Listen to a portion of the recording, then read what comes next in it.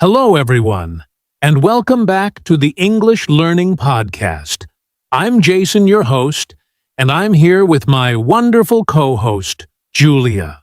Hi, everyone. It's great to be here again. We're very happy you're spending some time with us today. Absolutely. In today's episode, we're going to talk about something that affects all of us, especially English learners, and that is memory. Yes, many learners say, I study new words, I practice grammar, but I forget everything after a few days. If that sounds familiar to you, this episode is for you. Exactly. So today's topic is how to improve your memory, not in a complicated scientific way, but in a simple, practical way that you can use in your daily English learning.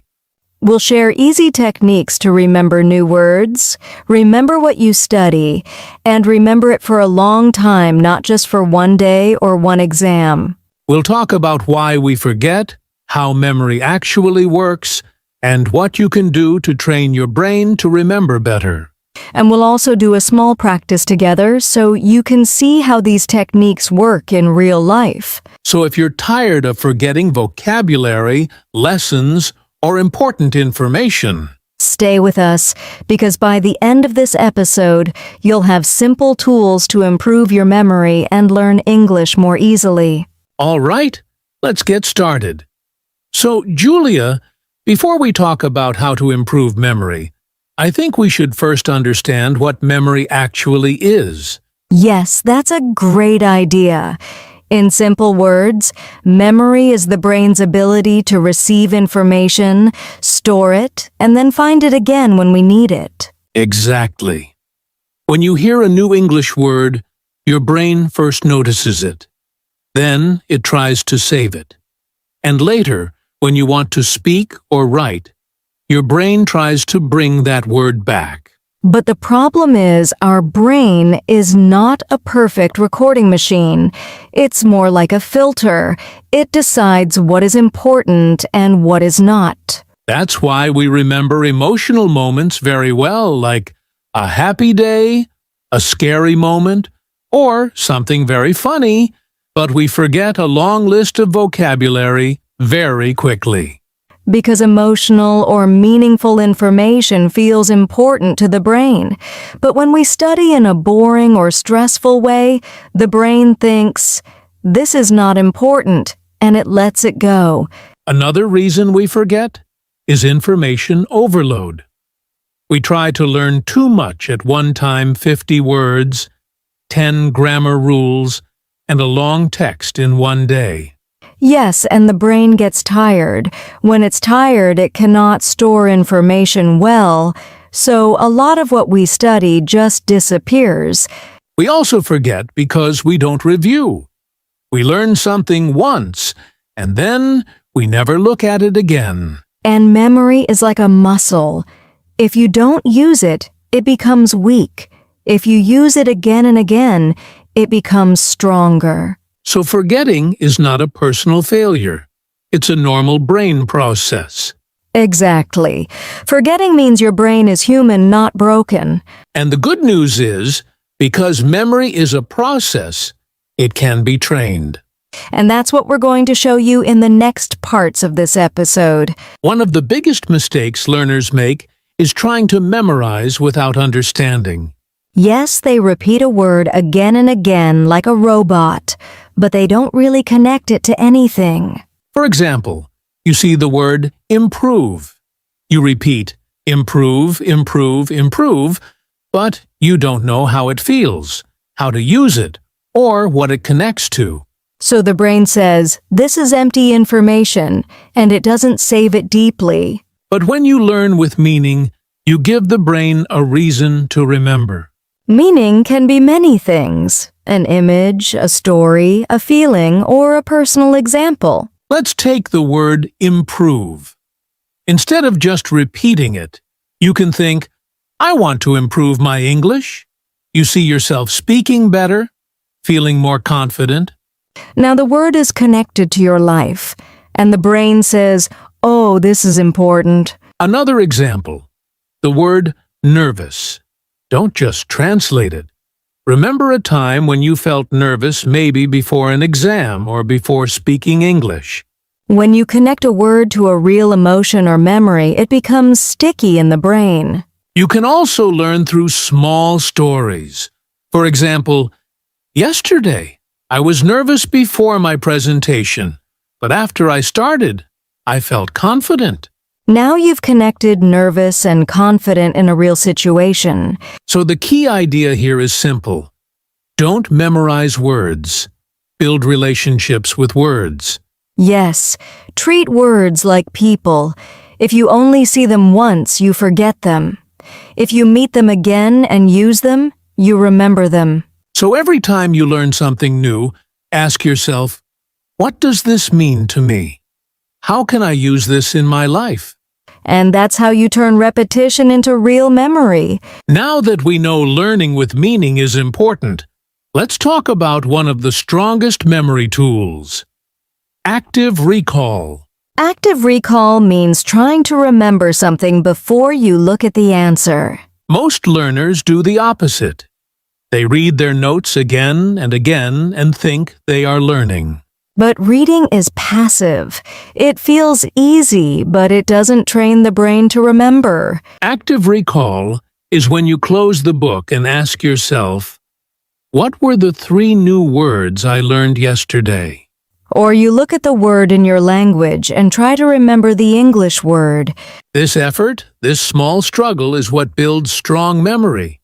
Because the brain learns better when it works a little. Self-testing is a great way to use active recall. You can use flashcards, small quizzes, or just ask yourself questions. For example, you can write 5 words on a paper, hide them, and then try to say them again from memory. Or you can pause a podcast or video and try to repeat what you heard. And when you check the answer and see you were wrong, that's not a failure. That's learning. Mistakes show the brain what needs more attention. So don't be afraid of forgetting or making mistakes during practice. That's exactly how memory becomes stronger. So remember this. If it feels a little hard, it's probably good for your memory. Now, let's talk about another powerful memory idea. Spaced repetition. Spaced repetition means reviewing information over time, not all at once. Many learners try to study everything in one long session, for example, 3 hours in one day. But the brain doesn't like that. It gets tired and most of the information is forgotten quickly. Spaced repetition is the opposite. You study a little today, then review tomorrow, then after a few days, and then again after a week. Each time you review, you tell your brain, this is important. Please keep this. For example, if you learn 5 new words today, review them tomorrow for 2 minutes. Then review them again after 3 days, and again after 1 week. This small review keeps the memory alive and slowly moves it into long-term memory. It's like watering a plant. You don't give it all the water on one day, you give it a little again and again. And this method is especially helpful for language learning, because language needs long-term memory. So instead of asking, how long should I study today? Ask, when should I review this again? That simple change can make a big difference in your memory. Now let's talk about how to use images and connections to make memory stronger. Yes, the brain loves pictures, stories, and funny or strange ideas. When you learn something new, try to see it in your mind. For example, the word crowded. Don't just read it. Imagine a very crowded bus full of people, maybe even too full. Now that word has a picture, and pictures are easier to remember than words alone. You can also connect new information to something you already know. That's called association. For example, the word bright.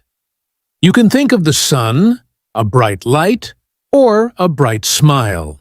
Now the word is connected to a real image in your brain. You can also make funny or strange images. The brain remembers strange things very well.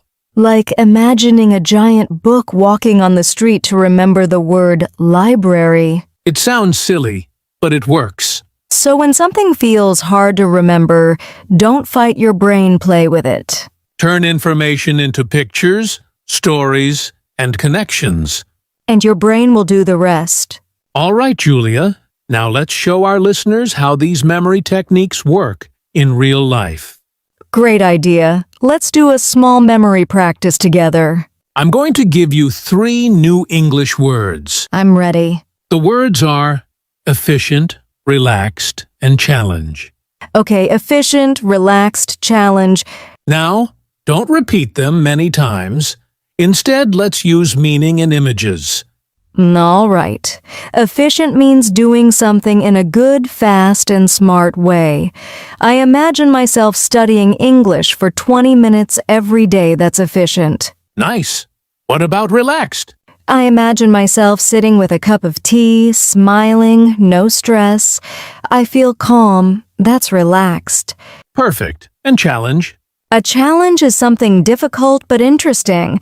I imagine a big mountain with the word English on it. Learning English is a challenge, but I enjoy climbing it. Great images. Now let's test your memory with active recall. Don't look. What were the 3 words? Let me think. Efficient, relaxed, and challenge. Excellent. Now use them in one sentence. Okay, learning English is a challenge, but if I study in an efficient way and stay relaxed, I can improve. Beautiful sentence. That's how memory becomes real and useful. Yes, meaning image, recall, and use. That's the formula. Julia, before we finish memory training, let's talk about some common mistakes learners make. Yes, this is important. Mistakes can slow down progress a lot if we don't notice them. The first mistake is studying too long without breaks. Some learners think, if I study for 3 hours straight, I'll remember everything. But the brain can only focus for a limited time. After that, information is easily forgotten. Short, focused sessions work much better. The second mistake is cramming, trying to learn everything in one day. It feels fast, but most of it disappears in a few hours or days. Third, many learners use passive reading instead of active practice. Just reading notes or looking at flashcards without recalling or using the words doesn't build memory. Finally, some learners don't connect words to real life or meaning. They just repeat words like a machine. Without meaning or emotion, the brain forgets quickly. So remember, study in short sessions, review over time, use active recall, and always connect learning to meaning or life. Avoid these mistakes, and your memory will improve much faster. Julia, now let's give our listeners a simple daily routine to train their memory. Yes, the key is to make it small, easy, and consistent. Even 10 to 15 minutes a day can make a big difference. Here's a simple routine. First, review old words you learned yesterday or last week. Just a quick look for 2 to 3 minutes. Next, learn 3 to 5 new words. Don't overload yourself. Use meaning, images, or a small story for each word. Then, active recall. Try to remember the words without looking at your notes. Test yourself. Finally, use the words in sentences speak, write, or think in English. This step makes memory stronger and real. You can do this routine anywhere on the bus, at home, or during a short break. Consistency is more important than time. Small daily practice beats long, rare study sessions. Exactly. Follow this routine, and over weeks, your memory and English skills will improve a lot. Julia, before we finish, let's talk about motivation and mindset. These are just as important as the techniques we discussed. Absolutely. Many learners give up because they forget words or grammar too quickly. But remember, forgetting is normal. Yes, Memory is a skill, not a talent. The more you train, the better it becomes. Even small efforts every day make a huge difference over time. Patience is key. Don't expect to remember everything immediately. Focus on progress, not perfection. Also, enjoy the process. Make learning fun with images, stories, and real-life practice. When you enjoy it, your brain remembers more easily. And remember, consistency beats intensity. A little practice every day is better than long, irregular sessions. So stay motivated, trust the process, and keep training your memory every day. Your English will improve along the way. Exactly. With the right mindset and techniques, you can remember anything you want. All right, Julia, let's quickly recap what we learned today. Sure. First, we talked about how memory works and why we forget. Then we learned the importance of learning with meaning, not just repeating words. We also discussed active recall, self-testing, and spaced repetition, which help keep information in your long-term memory. And don't forget visual images, associations, and mini practice. These make memory stronger and more fun. We also shared a simple daily routine to train your memory and talked about common mistakes to avoid. Finally, we reminded everyone that motivation, mindset, and consistency are key. Small steps every day make a big difference. So now it's your turn. Start practicing these techniques today and watch your memory improve. If you enjoyed this episode, don't forget to like, share, and subscribe to our channel. And leave a comment. Tell us which memory technique you will try first. Thanks for listening, and we'll see you in the next episode of the English Learning Podcast. Happy learning and happy remembering.